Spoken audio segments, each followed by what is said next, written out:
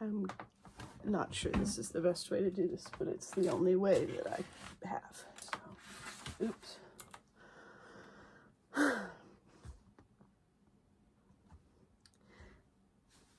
Teenage pregnancy in the United States was at its statistical peak in 1957 at 96.3 live births per 1,000 females. This data concerns females with the age range of 15 to 19.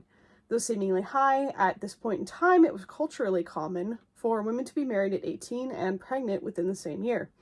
When analyzing data from later years, cultural context shifted, and with that, the teen birth rate.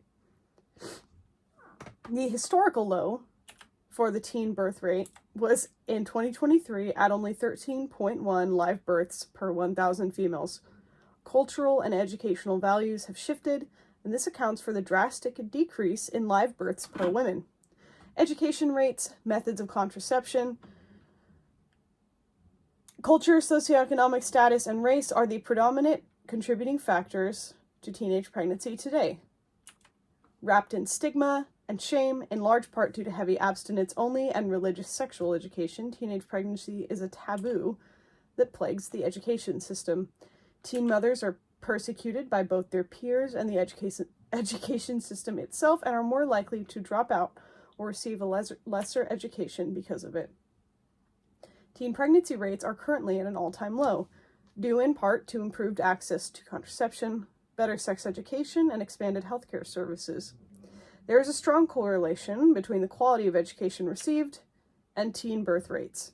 For example, New Hampshire has one of the lowest teen birth rates, 4.6 per 1,000 in 2023, and ranks relatively high in education. In contrast, Mississippi has the highest rate of teen pregnancy, 24.9, and ranks significantly lower in education. Race and socioeconomic status are also critical factors in determining teen pregnancy statistics. Native American, Hispanic, that's New Hampshire.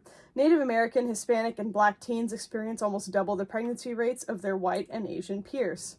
Cultural and religious approaches to sex education further impact these disparities. Specifically, religious education can focus heavily on abstinence only, which is proven to be ineffective in preventing teenage pregnancy. Nonetheless, schools are central in addressing teen pregnancy by offering comprehensive sex education and access to multiple forms of contraception. Historically, sex education in schools was non-existent. If it was taught, it was strictly abstinence only and often filled with misinformation and scare tactics.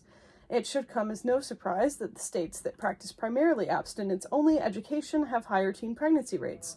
To address this, schools should implement comprehensive sex education programs that include accurate information on contraception, pregnancy prevention, and abortion, as well as sexually transmitted infections. In many religious or conservative areas of the U.S., abstinence is still prioritized, often at the expense of practical safe sex education. This approach does not prevent sexual activity among teens, it only prevents them from engaging in it safely. Sex education should be inclusive, evidence-based, and equally, I did not move through my slides fast enough. Sex education should be inclusive, evidence-based, and equally directed at all genders. Students should learn about reproductive health, contraception methods, consent, pregnancy, STDs, and what good sexual decision-making means. In the case that a teenage girl does fall pregnant, information on all options should be made available, including parenting and pregnancy elimination. Adolescents can often struggle with impulse control, which can lead to risky behavior, especially risky sexual behavior. Providing accurate and non-judgmental information gives students the ability to make safer decisions in their sex lives. Ultimately, fostering an open and supportive educational environment that will help reduce teen pregnancy rates nationwide and combat the stigma surrounding teen parenthood.